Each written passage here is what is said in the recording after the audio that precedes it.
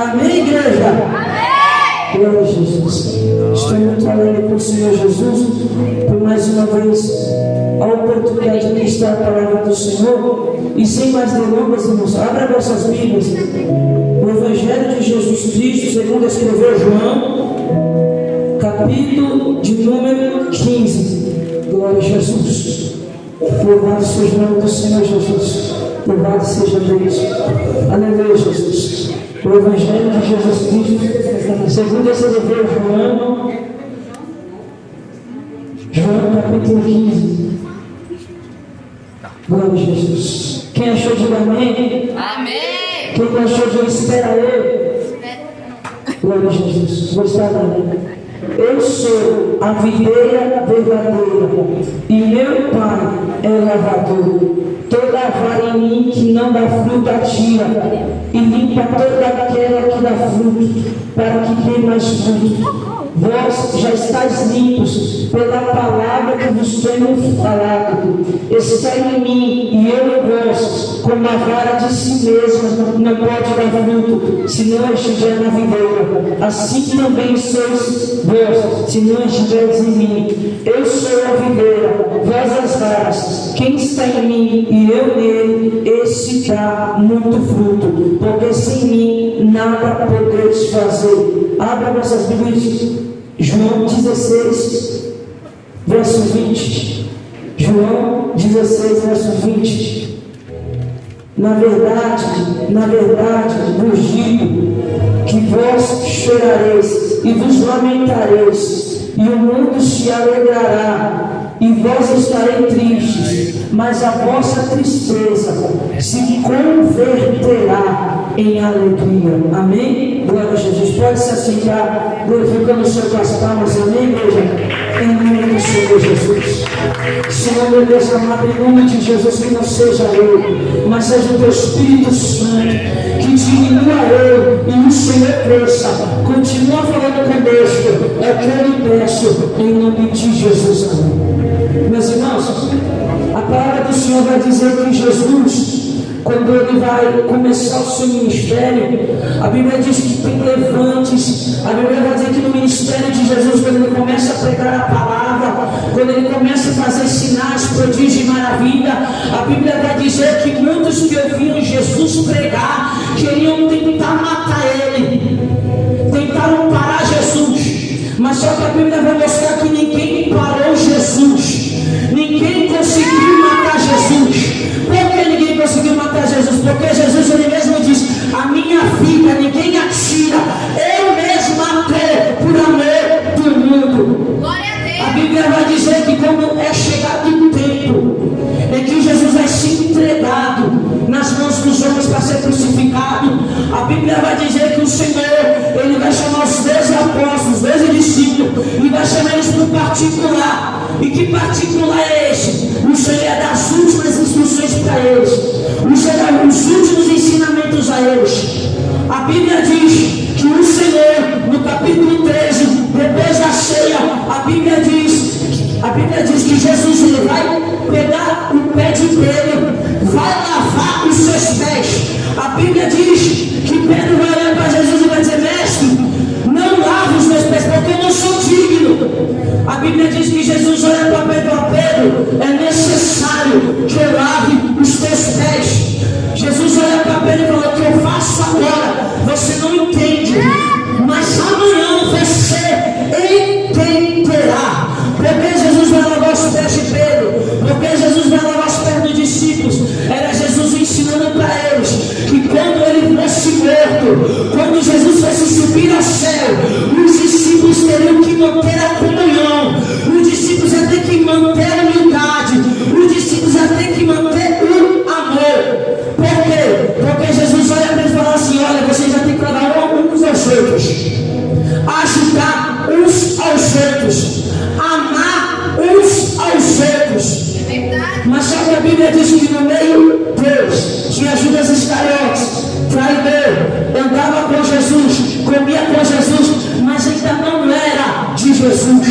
A Bíblia vai dizer no capítulo 13, a Bíblia vai dizer que Judas ele vai deixar a mesa da ceia, ele vai deixar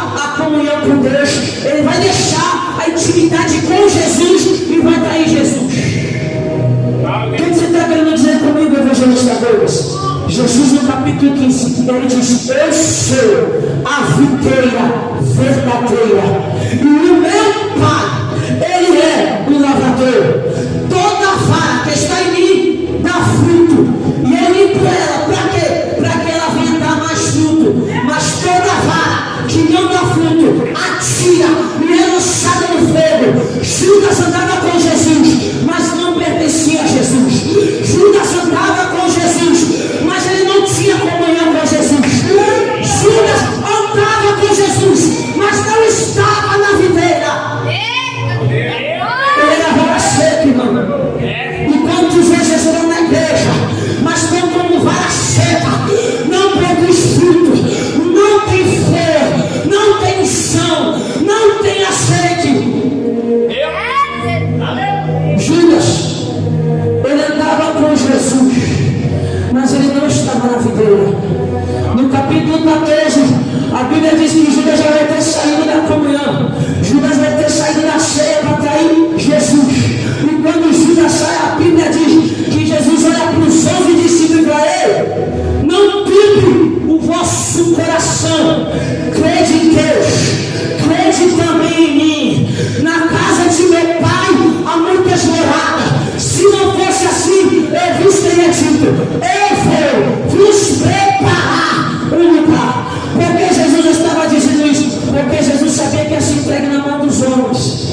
Jesus sabia que ia ser morto. Mas Jesus estava dando ensinamento: permaneça em mim. Para quê? Para você produzir fruto. Permaneça em mim. Por quê? Porque eu vou voltar e eu vou buscar a minha igreja. Permaneça em mim. Por quê? Porque eu vou ressuscitar. E quando eu subir, eu vou voltar e vou buscar um povo santo. Jesus sabia que estava perto da hora de ser crucificado. Por isso que no capítulo 15 ele vai dizer: eu sou a videira verdadeira. Ele vai ensinar para os 11: permaneça em mim para você produzir fruto. Mas Jesus ensina dizendo: olha, se vós estiverdes em mim, a minha palavra estiverdes em vós, pedireis tudo o que quiser e vos será feito. Porque Jesus disse: a minha palavra tem que estar em vós. Porque a palavra de Deus vai fazer você produzir fruto. Porque a palavra de Deus que sustenta você a permanecer grudado na videira. É a palavra de Deus que nos dá vida. É a palavra de Deus que nos sustenta. É a palavra de Deus que nos fortalece. É a palavra de Deus que nos dá ânimo. É a palavra de Deus que nos mantém de pé. Sabe por que Judas traiu Jesus? Porque a palavra não habitava nele. Porque Jesus não habitava nele. Porque ele não tinha mais comer com Jesus. Mas o interessante dessa palavra de Atonizes é que Jesus não vai falar isso para Judas. Jesus ele vai virar para os 11 que tem comunhão. Jesus vai virar para os 11 que tem intimidade com Deus. E não entenda, se você está aqui nessa noite de hoje, é porque Ele quer ter comunhão com você. Se Jesus Ele te exorta, é porque Ele quer ter comunhão com você. Se Jesus Ele te corrige, é porque Ele quer comunhão com você. Se Jesus Ele te abençoa, é porque Ele quer manter a comunhão com você. E não será que aqui tem crente que ainda prefere manter a comunhão com Deus? E não aquele que tem comunhão com Deus, ele tem unção, ele tem poder, ele tem autoridade, ele tem graça, ele tem, irmão, nós estamos vivendo um tempo em que o povo canta muito, prega muito, mas não tem nada. Fala muito, mas não tem nada. Grita muito, mas não tem nada. Diante dos homens está bonito, mas quando Jesus olha, não tem fruto. E uma vontade de Deus é que eu e você tenha fruto. Por quê?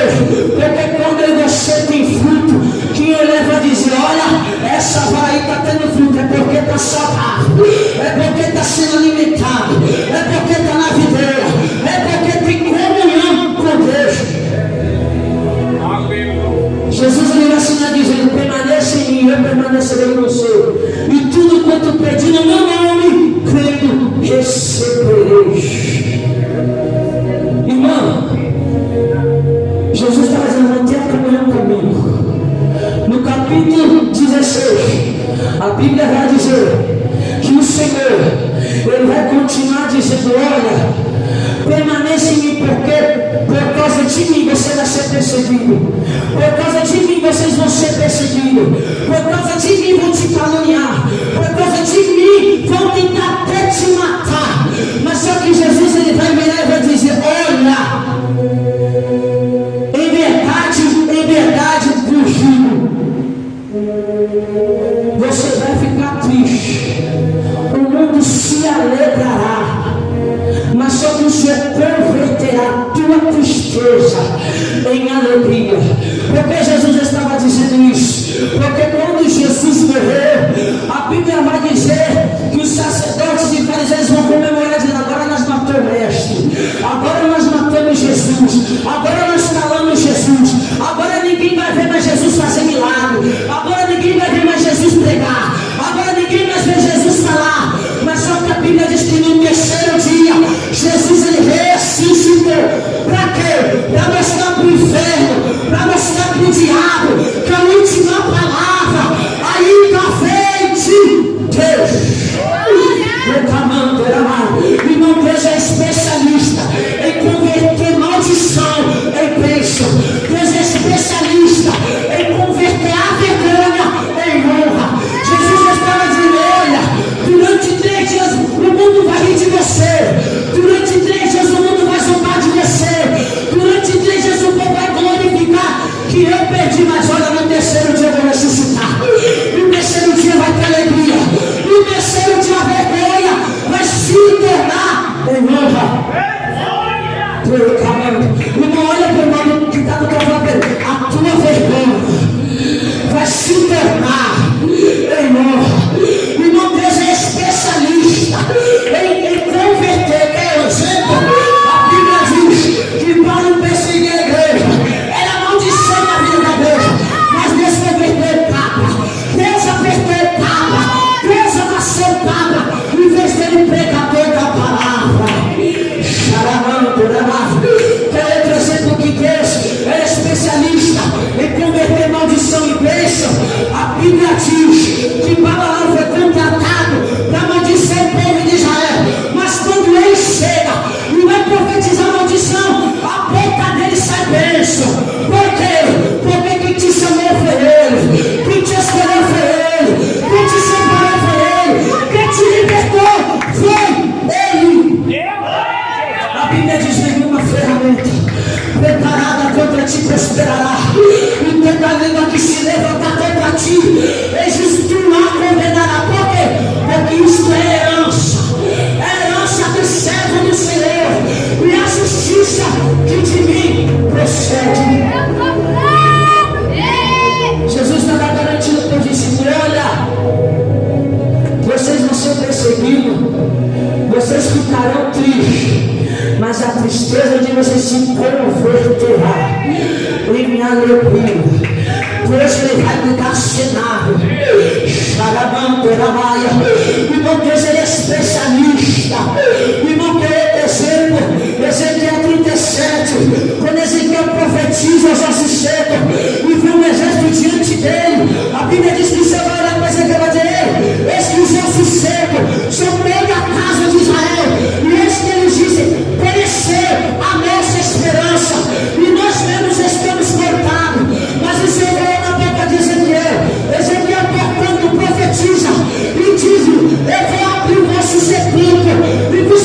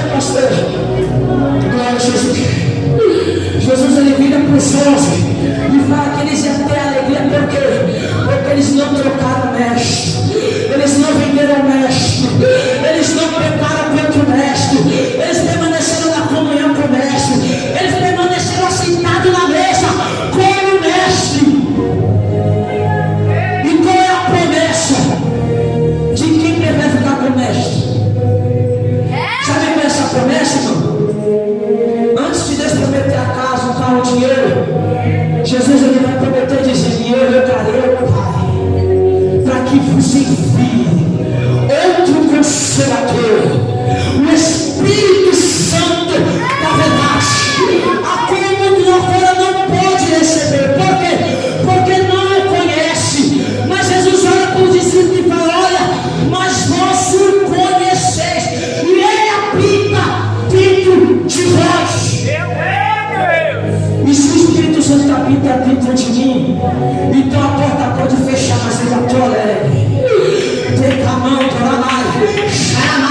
pode me perseguir, mas eu já estou alegre.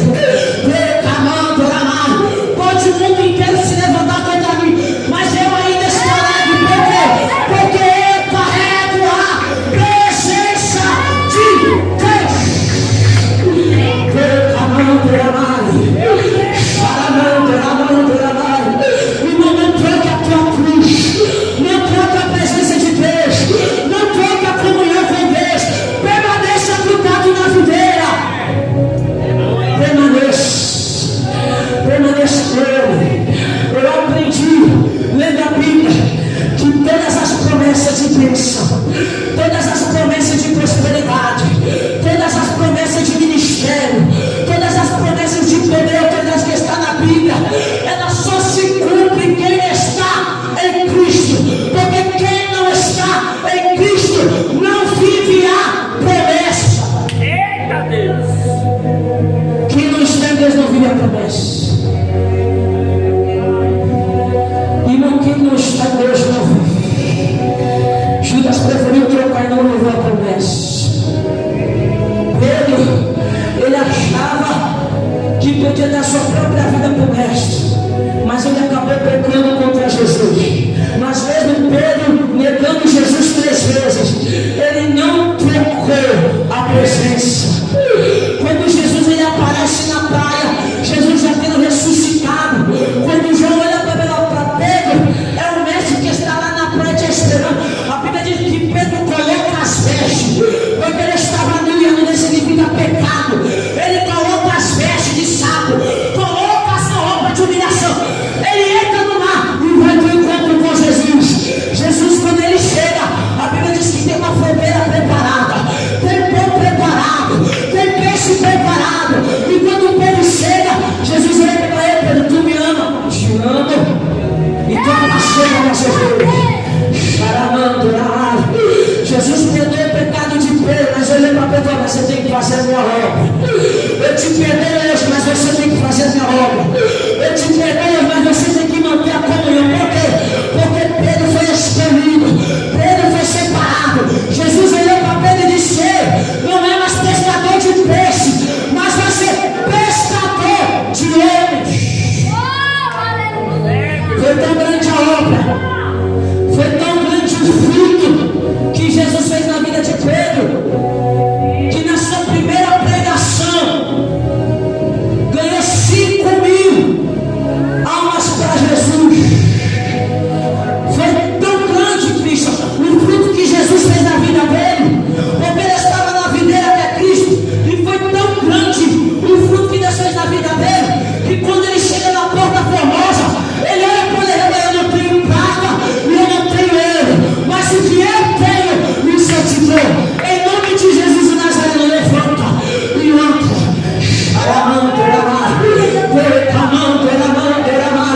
Foi tão grande o fruto que Jesus fez na vida dos 11, que a Bíblia diz que Felipe foi arrebatado e foi levado pelo eunuco.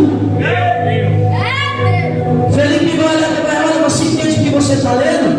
Ele vai dizer: como que eu vou entender se não tem ninguém que me ensine?